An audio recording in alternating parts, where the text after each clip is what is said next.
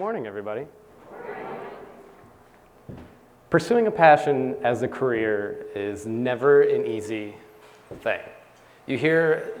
Just search passions on TEDx. You're going to see a whole list of TEDx's about how you should give everything you've got to pursuing whatever your passion is.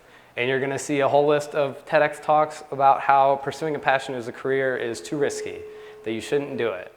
And one of my favorite things a lot of people tell me when I tell them I want to be a wildlife filmmaker is, are there even job opportunities for that? Or are you going to be able to make enough money to survive? And usually I don't know. I've always had a passion for wildlife.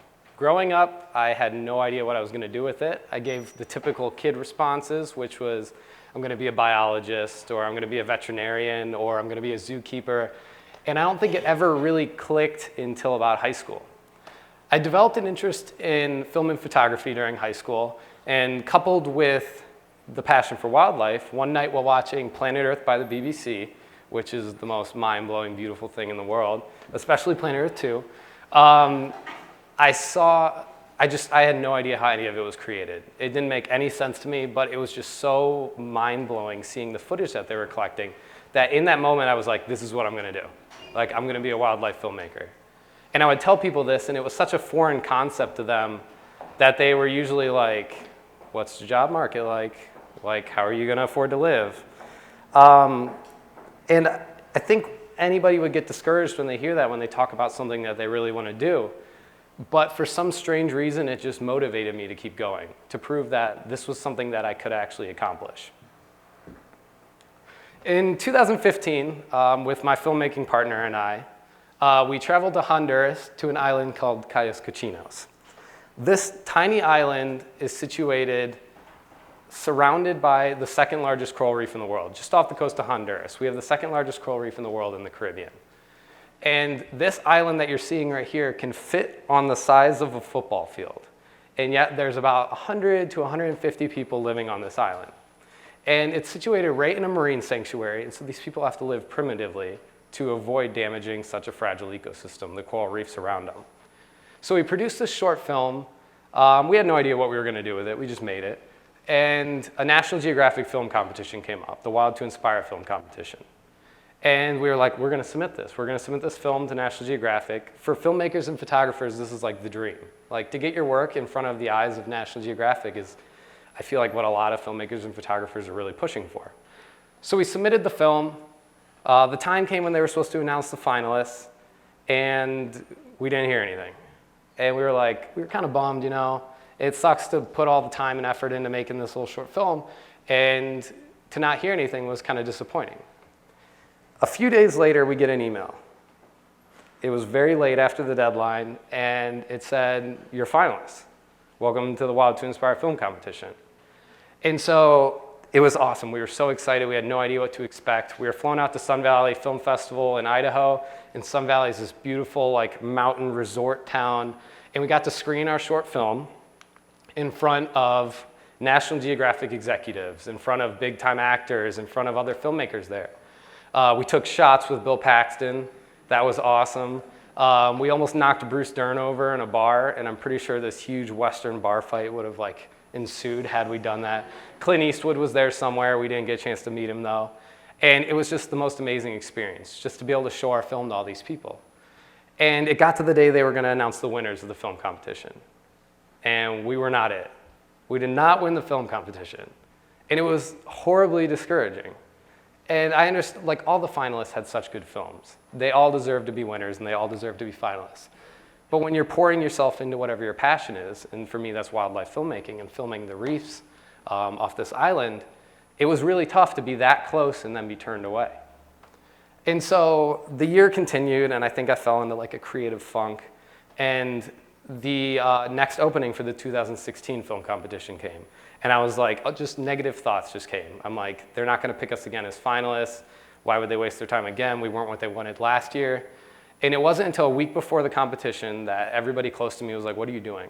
Why are you not putting together this film and submitting? And so finally I'm like, whatever. We'll put together a film. We have a couple days. And we threw together a film that talked about all of our travels and our experiences filming with some of the most passionate biologists around the world who were working with different animal species. We submitted this film, and we were finalists again. And we had no idea, we didn't expect that in any way.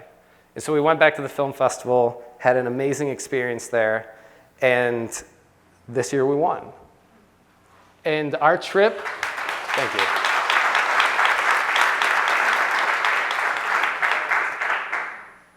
So our prize was to go to Africa and film for National Geographic, for Nat Geo Wild. We got to see some of the most amazing things. We were in Kruger National Park, which is probably the wildest place you can get in Africa. And we filmed with pods of dolphins off the coast of Mozambique. And we were surrounded by herds of elephants in Botswana. And we got to film leopard families sharing a kill in South Africa, and film lions at night roaring and calling. And it was just the most amazing experience. And when our leg of the trip with National Geographic was over, we rented a safari truck and we lived out of it for 4 weeks driving around Africa. And we collected some of just the most amazing things we could see. So we had to put together a short film from our experience and present it at the next film competition. And while traveling around collecting all this footage, we really wanted to show and inspire people with some of the images that we got to care about the natural world. Ultimately, that's our goal with what we're doing. Originally, it was just to combine the opportunity to film animals close up and be as close to wildlife as I could be, but I started to learn more about conservation and what's happening in environments around the world, and it was just so amazing to me that so many people are disconnected with nature. And so our goals with our films kind of shifted to inspire viewers to want to care about whatever's in their backyard. There may not be a gemsbok in your backyard or a buffalo, but there's some amazing things even in Toledo's backyard. And so we put together this short film, and yeah, I want to play it for you guys.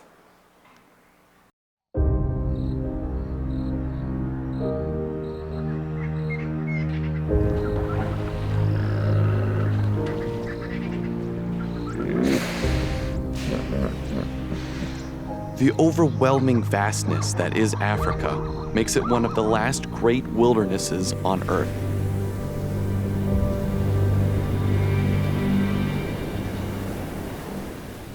As wildlife filmmakers, a trip to this tameless wild is nothing short of a dream.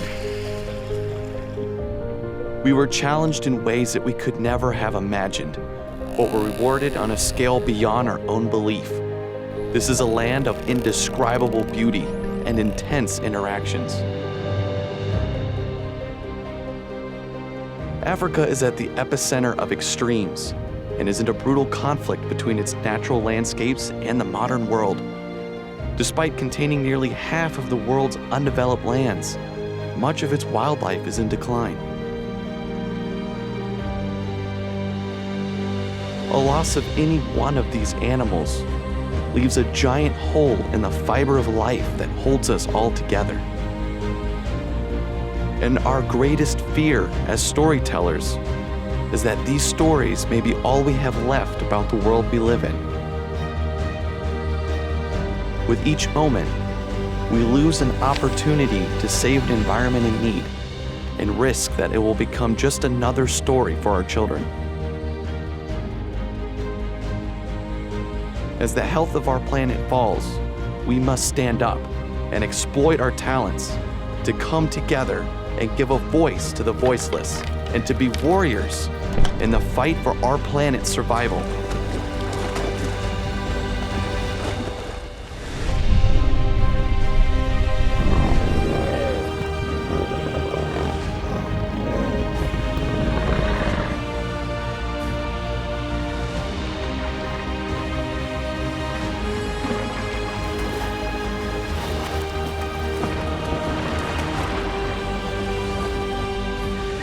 We must open our minds and let the full majesty of the world sink in. Whether it be at your doorstep or far away, we can save it. We can save us.